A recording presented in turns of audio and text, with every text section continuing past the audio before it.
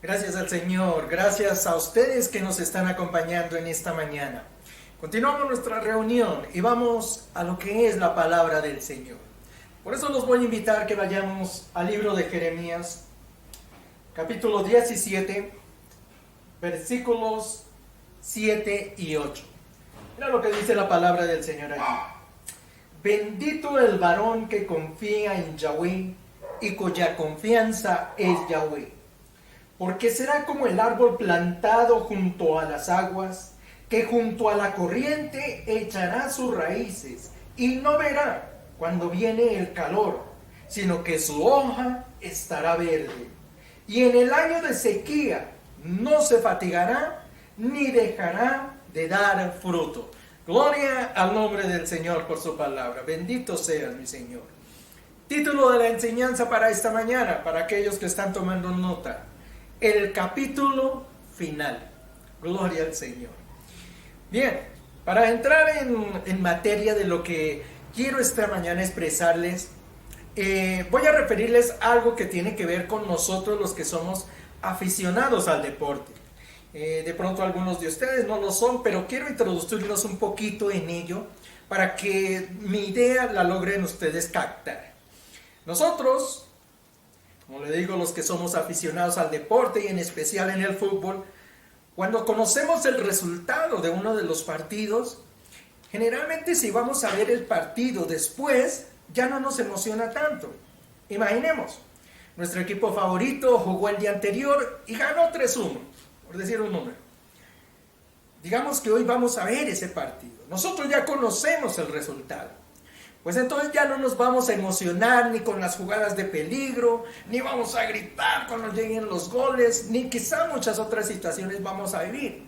Estaremos, sí, seguramente allí pendientes y veremos cómo fueron las situaciones, pero no tendremos ya la misma emoción que cuando las cosas se dan en directo, en vivo.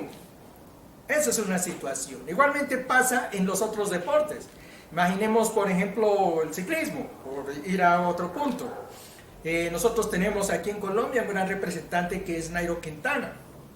Imaginemos que Nairo en la etapa anterior perdió 10 minutos, por decir, 10 minutos. Si nosotros nos sentamos al otro día a ver cómo fue la cuestión, cómo fue la etapa, cuando lo vemos que él ataca en la montaña y se va, ya no nos emocionamos porque decimos, no, ese ahorita lo alcanza y ya sé que perdió 10 minutos.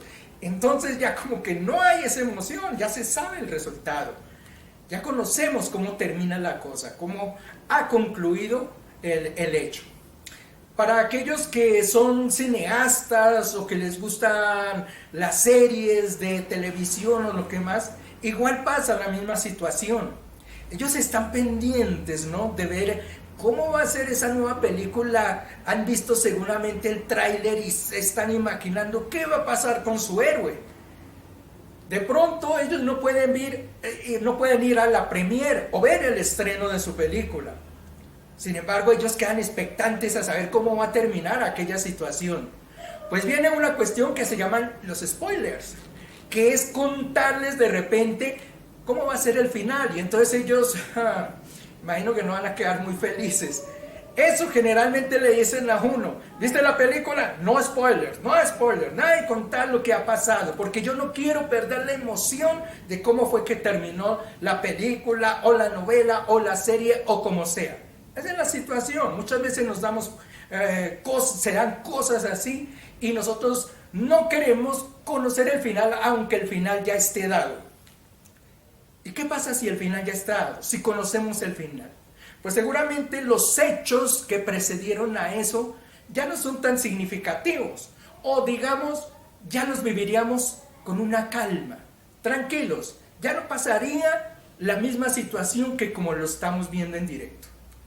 Y esto lo traigo a colación porque nosotros los cristianos, enfocándonos ya en lo que somos nosotros, generalmente, conociendo el final, nos preocupamos por los hechos que están antes de ese final.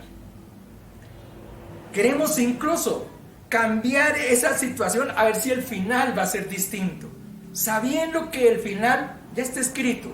Ya conocemos el final muchas veces. La mayoría de veces conocemos cómo va a terminar la situación. Y aún así, esos hechos que están precedentes, nosotros los queremos modificar, queremos huir, queremos hacer cosas distintas. Eso pasa dentro de nuestro mundo cristiano, dentro del mundo espiritual.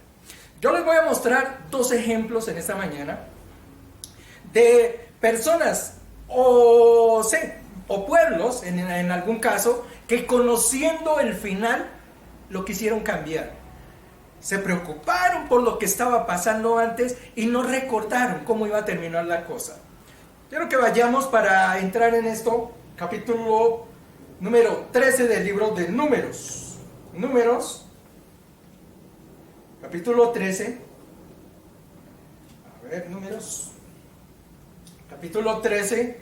Y vamos a leer allí versículos 1 al 3. Mira lo que dice. Y Yahweh habló a Moisés diciéndole: envía a tus hombres que reconozcan la tierra de Canaán, la cual yo doy a los hijos de Israel.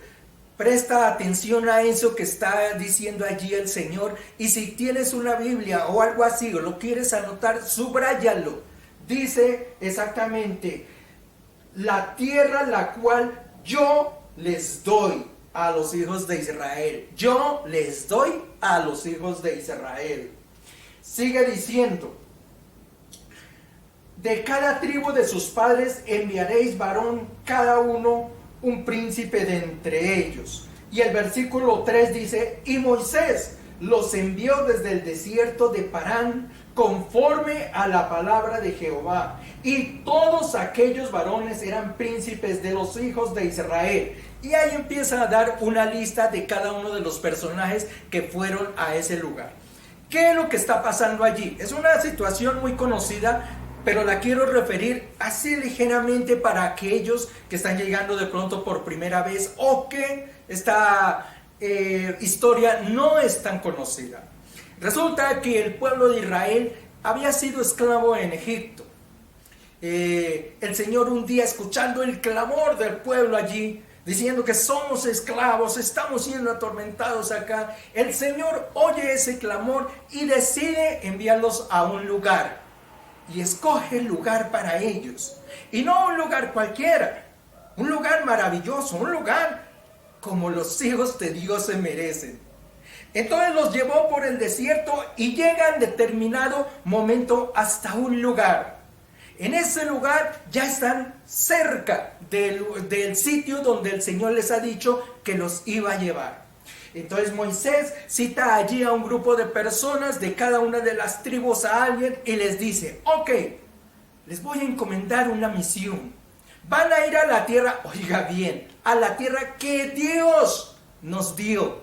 Que Dios nos dio. No está diciendo la que de pronto nos va a dar. La que de pronto en algún caso el Señor se compadezca y diga: esta fue la que elegí. No, la que el Señor ya había elegido, ya tenía seleccionada y ya le había dicho a Israel: esta será su tierra. Y no lo había dicho ni Faraón, ni el rey de Babilonia, ni el rey de Asiria, ni el rey de cualquier lado. Lo había dicho, ¿sabe quién? Jehová de los ejércitos, Yahweh, el Dios poderoso, Señor de señores y Rey de reyes. Él era el que había hablado en ese momento.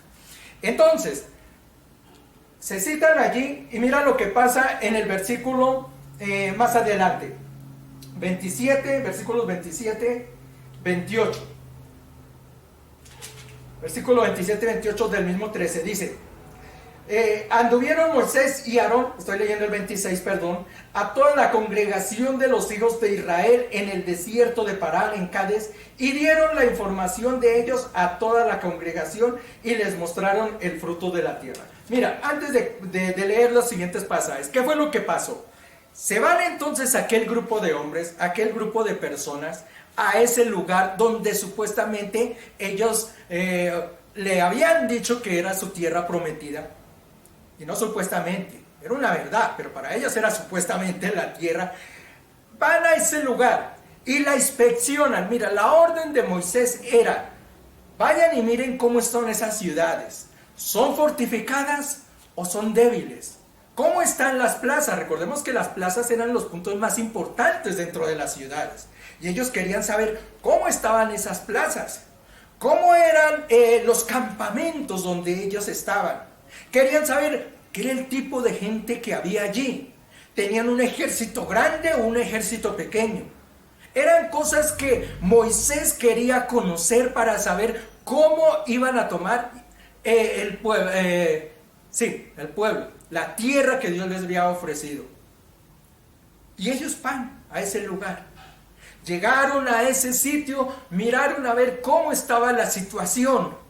Contemplaron el lugar y vieron que era un lugar maravilloso. Tan maravilloso era que imagínense que decidieron llevar presentes para mostrarle a la gente que ese lugar en realidad era grandioso. Cogieron, según menciona allí, algunos frutos de esos campos. Dice que cogieron higos, pero alguna cosa que menciona en específico, como para hacer énfasis y mostrarnos qué tan buena era la tierra, menciona las uvas. Dice que cogieron algunos racimos de uvas y tuvieron que cargarlos en palos entre varios hombres. Los racimos de uvas que eran. ¿Cómo se produciría aquello? Esa era la tierra que Dios les había prometido. Tierra verdadera, tierra poderosa. Ellos se dieron cuenta realmente, esta es una tierra bendita. Regresaron después de 40 días hasta la presencia de Moisés y le dijeron: sí, Señor, como dice el Señor, es una tierra bendita y mire lo que hemos traído. Y llevaron los presentes que ellos habían recogido. Y les dieron: y respecto a lo que les mandé, la ciudad, las gentes, pues algunos dijeron, caso de Josué, caso de Caleb, dijeron: hombre, no esperemos más. El Señor dijo que esta tierra es nuestra. Vayamos y conquistémoslas. Sin embargo, los otros que fueron con ellas se quedaron pensando y dijeron: no, la tierra es bonita. Eso sí, ¿para qué? La ciudad es muy buena. Pero existen unos mucharejos que son fuertes, guerreros, peleadores, gigantes. Nosotros somos hormigas delante de ellos. Dijeron: es imposible conquistarla. Veamos ahora sí lo que dice allí. Números 13, 27 y 28 dice: y le contaron diciendo, esto hablando de los que llegaron y le contaron a Moisés. Le dijeron: nosotros llegamos a la tierra a la cual nos enviaste, la que ciertamente fluye leche y miel, y este es el fruto de ella. Y le mostraron los higos y le mostraron las uvas y lo que ellos habían recogido. Versículo 28 dice: mas el pueblo que habita aquella tierra es fuerte y las ciudades son grandes y fortificadas. Y también vimos allí los hijos de Anac, que eran los gigantes de la tierra. Nótese una situación. Aceptaron que la tierra era muy buena, que todo era bendito realmente, pero que había un gran inconveniente según ellos, y que posiblemente era imposible conquistar esa tierra. Una tierra que, como lo mencionamos anteriormente, el Señor les había dicho: vayan a la tierra que yo les he dado. Y sin embargo, ellos estaban dudando en esta situación. Miremos el versículo 30 y 31 del mismo capítulo 13. Dice: entonces Caleb hizo callar al pueblo delante de Moisés y dijo: mira la fe de Caleb, mira cómo era Caleb. Él se paró y dijo: sí, hay grandulones allá, hay ciudad fortificada, tienen un ejército valioso, y de pronto nosotros no seremos muchos. Pero mira lo que dice: subamos y tomemos posesión de ella, porque más podremos nosotros que ellos. Caleb lo creyó. Dios dijo: esta tierra es nuestra, pues esta tierra es nuestra, punto.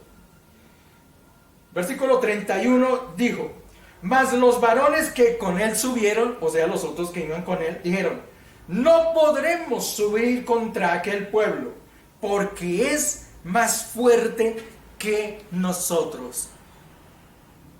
Gloria al nombre del Señor. ¿Cómo es posible que aquella tierra que había sido dada ya por el Señor, aquellos empezaran a dudar que no la podrían conquistar? ¿Cuál era esa tierra? Mira, era una promesa del Señor. Ya Él la había entregado. Vamos al libro del Éxodo, capítulo 3. Vayamos allá, libro del Éxodo, capítulo 3. Es una promesa que el Señor le había entregado ya al pueblo de Israel. Capítulo 3, miremos el versículo 15 al 21. Mira lo que dice allí. Recordemos que el pueblo de Israel, como les mencioné, estaban esclavos en Egipto. Y ellos claman a Dios por liberación. La respuesta del Señor es esta. Dice, además dijo Yahweh a Moisés, así dirás a los hijos de Israel. Mire, lo envía y le dice, vaya y díganle a los israelitas lo que estoy diciendo. Dice, el Dios de vuestros padres, el Dios de Abraham, de Isaac, de Jacob, me ha enviado a vosotros, y este es el nombre de él para siempre, y con él se le recordará por los siglos de los siglos. Lo primero que le dice, para que le crean, vaya y dígales que en nombre de Yahweh, y ese será mi nombre, de hoy y eternamente, por los siglos de los siglos. Les está diciendo, si no me creen, les voy a dar mi nombre, les voy a declarar quién soy, y seré eterno. Gloria al nombre de Jesús. Versículo 16. Ve, reúne a los ancianos de Israel y diles, Yahweh, el Dios de vuestros padres, de Isaac, de Jacob y de Abraham, se me apareció diciendo, en verdad os he visitado y he visto lo que os pasa en Egipto. Y así he dicho, yo los sacaré de la aflicción de Egipto a la tierra del cananeo, del eteo, del amorreo y de todos los demás, a la tierra que fluye leche y miel. Y oirán tu voz, e irás tú y los ancianos de Israel al rey de Egipto, y les diréis, Yahweh, el Dios de los hebreos nos ha encontrado. Por tanto, nosotros iremos ahora camino de 3 días por el desierto para que ofrezcamos sacrificios a Yahweh, nuestro Dios. Y de ahí continúa la historia. Lo importante en esto es que mira, y lo que quiero hacer de notar, el Señor les da una declaración grande, les dice, por mi nombre, en mi nombre, les estoy prometiendo que los voy a llevar a una tierra que fluye leche y miel. Era promesa de Dios, no era por si de pronto los podía llevar a un lugar mejor. Él seleccionó un lugar, Él vio el sitio donde Israel iba a estar y les dijo, esta tierra es de ustedes. Ya el Señor lo tenía decidido, ya era una decisión tomada. Sin embargo, cuando llegan allí, los espías que mandaron con Josué y con Caleb a la tierra y empiezan a mirar, dicen, no la poseemos, no la vamos a tener. Empezaron a ver la cantidad de obstáculos y se olvidaron, ¿sabe de qué? De lo que Dios había dicho. Esta tierra es de ustedes. Él, que no vive en nuestro tiempo, que Él no vive en el futuro, ni en el presente, ni en el pasado, Él que lo ve todo, Él ya había visto que el pueblo de Israel habitaría esa tierra. Era una decisión de Dios ya. Y sin embargo, hubieron 10 personas que dudaron de lo que Dios iba a hacer con Israel. Miremos otro ejemplo, así rapidito. Vayamos al libro de Ruth. Libro de Ruth, el capítulo 1, y leamos del versículo 1 y 2. Capítulo 1, versículos 1 y 2, que dice, y aconteció en los días que gobernaban los jueces, que hubo hambre en la tierra, y un varón de Belén de Judá fue a morar en los campos de Moab, él y su mujer y los 2 hijos suyos. Y el nombre de aquel varón era Elimelech, y el de su mujer era Noemí. Y los nombres de sus hijos eran Malón y Kelión, efrateos de Belén de Judá. Llegaron pues a los campos de Moab y se quedaron allí. Gloria al Señor. he contado esta historia ya en varias versiones y siempre lo he mirado desde el punto de vista de Ruth. Hemos hecho, digamos, una apología sobre la vida que fue Ruth y cómo esta mujer surgió de la nada y llegó a convertirse tan venerada por Dios, por el Señor mismo, la puso en un lugar tan especial que hasta le permitió mantener un libro dentro de la palabra de Él, siendo una mujer extranjera. Pero hoy quiero ver esta historia desde la óptica de Noemí. Entonces quiero que nos vayamos hacia el lado de Noemí. Mira lo que está diciendo la palabra de Dios. Estaban en Israel y de repente hay una hambruna. Empiezan a haber ciertas situaciones dentro del pueblo que no eran muy correctas. Entonces, ¿qué hacen ellos? Elimelech, que era el esposo de Noemí, dice: vayámonos a una tierra lejana, a un lugar distante. Toma a sus 2 hijos, toma a su esposa y se van a la tierra de Moab, dice allí la palabra del Señor. Y yo quiero que nos detengamos un poquito en hablar qué fue Moab o qué era Moab. ¿Por qué esta familia israelita se va a ese lugar? Pues déjenme decir de dónde viene Moab. Para eso tenemos que remontarnos un poco más hacia atrás. Y vayamos a lo que fue Sodoma y Gomorra. 2 ciudades que fueron llenas de pecado, contaminadas hasta donde no más, tanto que eso subió hasta la presencia del Señor. Y Él dice: destruiré estas ciudades. Pero había un varón justo habitando en esa ciudad, que se llamaba Lot. Entonces llama a Lot y le dice: voy a destruir esta ciudad, pero tú has hallado gracia delante de mí. Sal con tu esposa, sal con tus hijas. Él tenía 2 hijas, y yo destruiré Sodoma y Gomorra. Lot toma a su esposa, toma a sus 2 hijos, sus 2 hijas, y salen de las ciudades. En ese momento dice que llueve fuego y azufre, y las ciudades son destruidas totalmente. La esposa de Lot mira hacia atrás y queda convertida en una estatua de sal. Lot y sus 2 hijas salen entonces de aquel lugar. Las 2 chicas, cuando se encuentran así, dicen: bueno, ¿y ahora qué haremos? La descendencia de la familia no está nuestra madre, no tenemos hermanos. ¿Qué vamos a hacer para que nuestra familia siga? Pues se les ocurrió una brillante idea, una brillante entre comillas. Decidieron emborrachar al papá, a Lot, y tuvieron relaciones con él.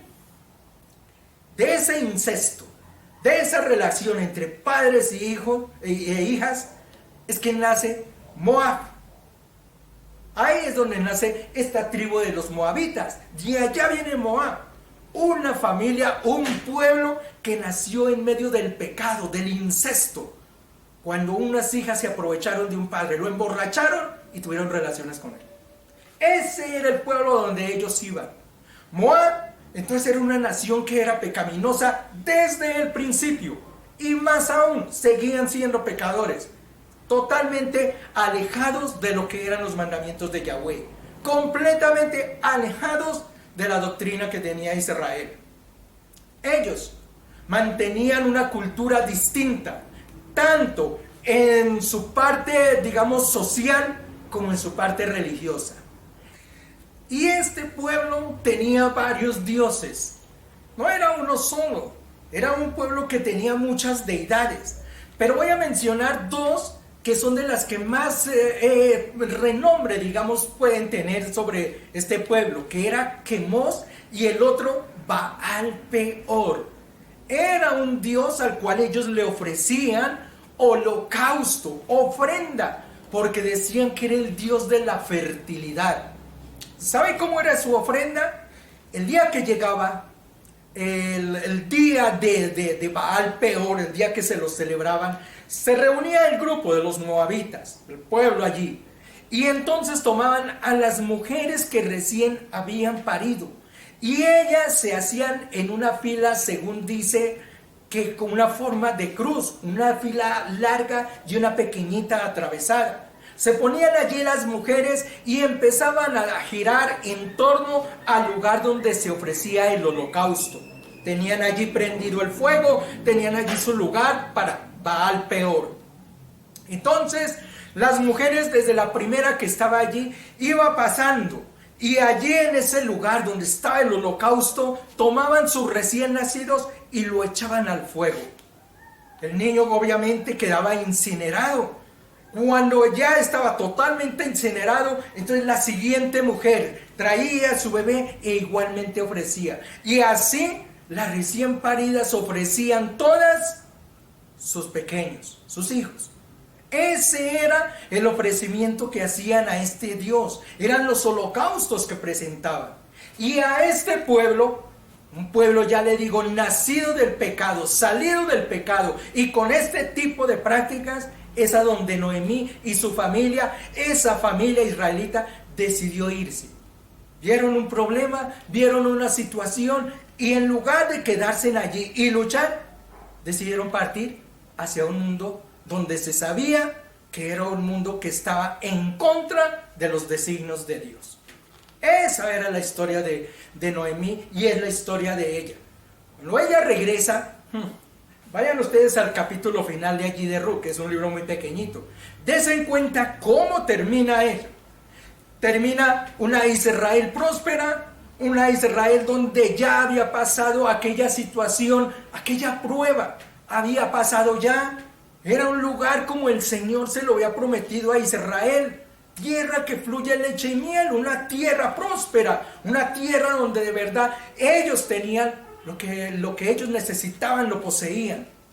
Tanto así que la familia de Elimelech, que había sido el esposo de Noemí, era un gran magnate, un terrateniente de muchas tierras. Booz, lo menciona allí la palabra del Señor. Y es el que le tiende la mano a estas mujeres, junto a Ruth, que son las que regresan. Nótese en esa situación. Mientras Israel pasó aquella prueba, pasó aquella situación, y llegaba a todos a ser un mundo próspero, Noemí regresaba a aquella tierra hecha un guiñapo humano. Tanto que ella, cuando regresa sin esposo, sin hijos, sin nada, sin ninguna posesión, dice: no me llamen ni siquiera mujer, llámame amarga, porque eso es lo que traigo yo en el corazón. Amargura, eso era lo que arrastraba esta mujer. Una mujer que decidió irse del lugar donde Dios los había puesto, a un lugar de pecado, de perdición, a un lugar que estaba totalmente en contra de los designios de Dios. Y aquí es donde viene el título de la enseñanza que les entregué, el capítulo final. Hago una pregunta. Vayamos al primer ejemplo, al de los espías. Si los espías se saltan y van al último capítulo de la historia, y en el último capítulo ellos leen y dicen: Israel tomó posesión de aquella tierra, tierra que fluía leche y miel, porque era la tierra que Dios les había entregado. Yo creo que hubieran dicho los espías: no sé qué va a pasar, no sé qué va a transcurrir durante este tiempo, pero el final de la historia es que nosotros poseeremos la tierra. Se acaban las situaciones. Si es Noemí y ella salta al final de la historia y va y mira y encuentra y dice, la historia final dice que Israel es una ciudad próspera y que nuestras familias van a tener, como lo en efecto fueron, grande riqueza, grande fortuna. ¿Usted cree que Noemí se hubiera ido? Hubiera dicho: no sé qué va a pasar, estamos pasando hambre, hay una mala situación, hay una prueba en este tiempo, pero el final dice acá que Israel será próspero y nosotros seremos prósperos.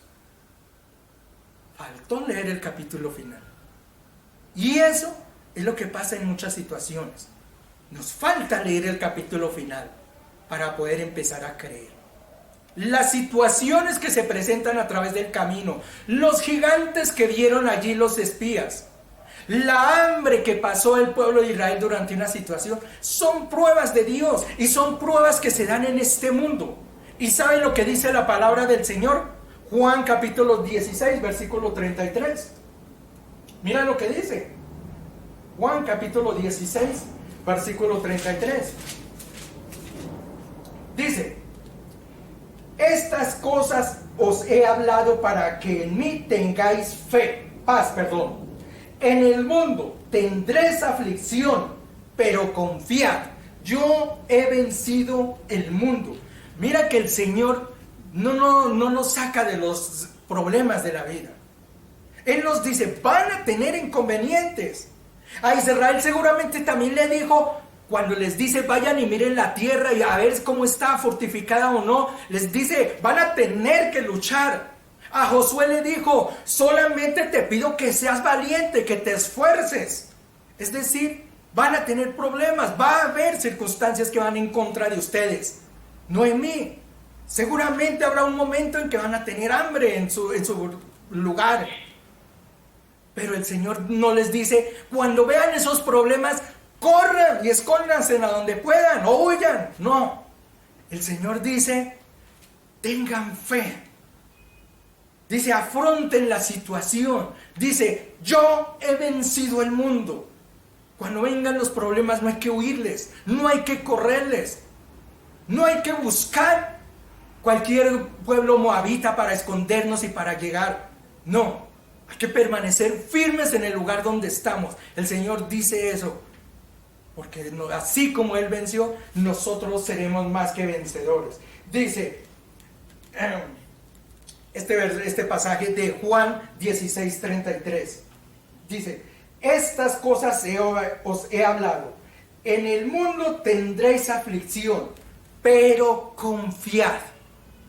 Tengan fe en lo que hay.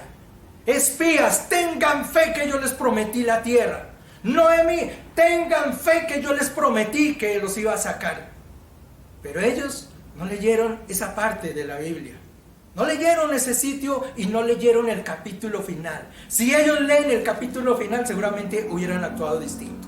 Si Dios lo hubiese, cuando Dios promete algo, Él lo va a cumplir. Y al pueblo de Israel, mira que le dijo, yo te he dado tiempo pasado. Jamás les dijo, yo le veré a ver por allí, buscaré una tierra la mejor y se la... No, Él ya lo tenía hecho, ya lo tenía seleccionado. Eso fue lo que se le olvidó al pueblo de Israel.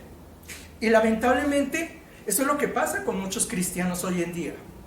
Pasa dentro de la iglesia, pasa dentro de nosotros. ¿Sabes?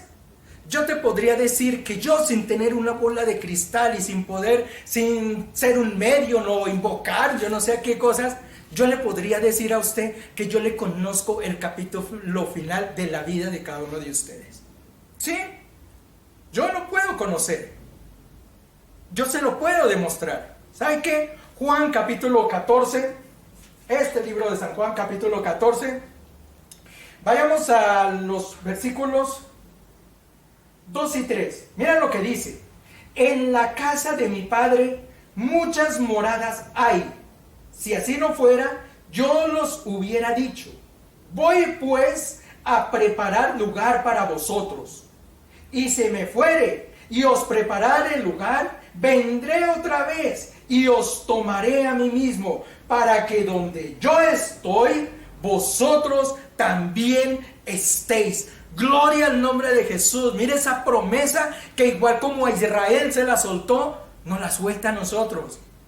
Nos dice, yo voy a alistarles el lugar donde van a estar conmigo. Ni siquiera el Señor dice, voy a ver si de pronto queda un espacio para alguno y allí nos acomodamos. No, dice, hay morada para todos. Y yo lo que voy a hacer es a prepararla para recibirlos. Ni siquiera nos dice, voy a ver si de pronto hay un lugarcito para cada uno. Es una afirmación. ¿Sabes qué? El capítulo final de nuestra vida ya está escrito. Lo que nosotros estamos viviendo es una transición. Lo que el Señor nos está mostrando ahorita es que seamos como los espías, que miremos a ver si podemos conquistar, si podemos ir a esa tierra. Pero la tierra prometida ya está dada, ya la tenemos a nuestras manos. Apocalipsis, capítulo 22. ¿Sabe que Apocalipsis es el último libro de la Biblia? Y miremos el último capítulo. ¿Cómo termina la Biblia? ¿Cómo termina toda esta historia de Israel? Sus ides y venires del ser humano, la caída, el levantamiento, la resurrección. todo. ¿Sabes cómo termina la palabra del Señor? Apocalipsis capítulo 22, es el último capítulo de la Biblia. Mira cómo termina. Versículos 1 al 5. Mira lo que dice. Después me mostró, esto hablando el apóstol Juan, después me mostró un río limpio de agua de vida, resplandeciente como el cristal, que salía desde el trono de Dios y del Cordero, y en medio de la calle, la gran ciudad. Y a uno y a otro lado del río estaba el árbol de la vida, que produce 12 frutos, cada mes su fruto, y las hojas del árbol eran para la sanidad de las naciones. Y no habrá más maldición, y el trono de Dios y del Cordero estará en ella, y sus siervos, y sus siervos les servirán, y verán su rostro, y su nombre estará en sus frentes, y no habrá ya más noche, ni tienen necesidad de luz de lámpara, ni de luz del sol. ¿Saben por qué? Porque el Dios, el Señor, los iluminará y reinarán por los siglos de los siglos de los siglos, por la eternidad. Mira cómo termina la historia. Yo puedo decirte cuál es el futuro que tiene la iglesia, el futuro tuyo, el futuro mío. Yo ya sé cómo termina la novela. Yo ya conozco el último capítulo. Y termina diciendo que estaré en una gran ciudad, donde habrá un río que correrá, el árbol de la vida. A un lado y al otro lado estaremos. Y los santos, tú y yo, con el nombre de nuestro Dios puesto en la frente. Y el sol no resplandecerá, ni habrá lámpara. ¿Sabe por qué? Porque la gloria de Dios es la que llenará esa gran ciudad. Ese es el final de la historia. Ese es el último capítulo de nuestras vidas. Yo quiero decirte hoy, en esta mañana, a cada uno de ustedes, aquellos que están pasando una situación difícil, aquellos que hoy se levantaron y vieron el día gris, aquellos que piensan que su vida es un día lluvioso, aquellos para los que la primavera parece que ha muerto, aquellos que parece que no tienen esperanza, que miran el mañana incierto, para los que las noches son frías, para los que la tristeza es el pan de cada día, para aquellos que no tienen aliento, para aquellos que sienten que la esperanza, ahora sí, se marchó a un lugar donde no hay retorno. A todas esas personas que están pensando o que van a pasar por una situación de estas, solamente les pido una cosa. Cada que pasen una situación de esta, lean el último capítulo de su vida. Ese último capítulo, ¿sabe qué dice? Que tú serás triunfador, que tú estarás un día en la gran Jerusalén, que un día Dios será tu sol, el que alumbrará el día y la noche. Cuando tú te des cuenta de cómo es tu último capítulo, sabrás que esto que estamos viviendo es simplemente un tiempo de paso, que esto se puede borrar, que esto simplemente es una prueba para saber hasta dónde podemos llegar. Levántate en fe, levántate en fe hoy. Conoce que Dios ha ido a preparar lugar, conoce que el Señor ha puesto un final feliz a tu historia, a la historia de tu vida. Ese es tu final. El último capítulo ya lo escribió Dios, y ese último capítulo es tú junto a Él, en un lugar llamado la Gran Jerusalén, la tierra prometida. Gloria al nombre de Jesús. Inclina tu rostro allí donde te encuentres, cierra tus ojos y démosle gracias al Señor. Padre bendito, te damos gracias en esta mañana por tu palabra. Gracias, Señor, por lo que nos has entregado. Padre bendito, arranca la duda de mi corazón, mi Señor Jesús. Que cuando vengan las pruebas, mi Señor, yo entiendo que son solamente eso, pruebas. Pero que la verdad es que mi final es un final junto a ti, mi Señor. Que seré un triunfador, que seré un victorioso, mi Señor. Que la tierra prometida tú la has conquistado por nosotros. Gracias, Padre bendito, por la fuerza que tú me darás, Señor, de hoy en adelante. A no dudar de ti, a no esconderme, como lo hizo Noemí, a no irme hacia el mundo, sino permanecer fiel a ti, sabiendo que tus promesas son verdaderas, mi Señor.